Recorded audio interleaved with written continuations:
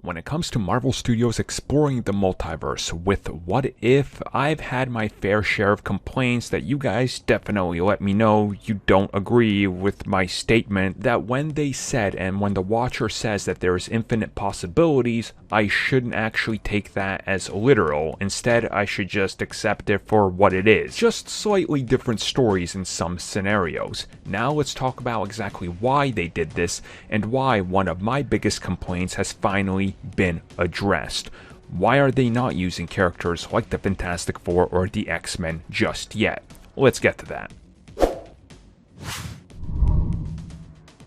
So recently, the lead writer and producer of Marvel's What If opened up exactly about how they approached the What If universe for the first season and addressed some of those big questions that people like myself had.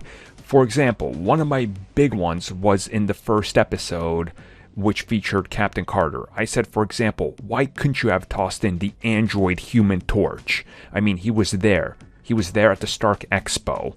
And it just feels very safe in some instances where they're just remixing things we already know, and they're not using other things that they're probably saving for live action or somewhere down the road that they don't want to sort of back themselves up against a wall. Well, they actually addressed this exact thing, and they said that essentially the reason you're not getting the X-Men or the Fantastic Four or anything like that is because every scenario that they wanted to present early on is a familiar scenario. It's just a small variation, a small what-if deviation that's not something as crazy as, hey, check it out, what if the X-Men were there the entire time? Because again, they're taking their time with that.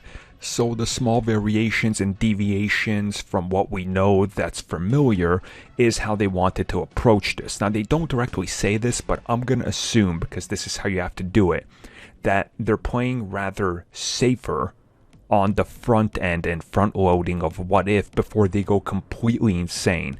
Just like the entire concept of the multiverse. They have to slowly introduce the concepts and build them up in what's coming next. Just like how they introduced the crossovers in the MCU. Small cameos and then the big blow off.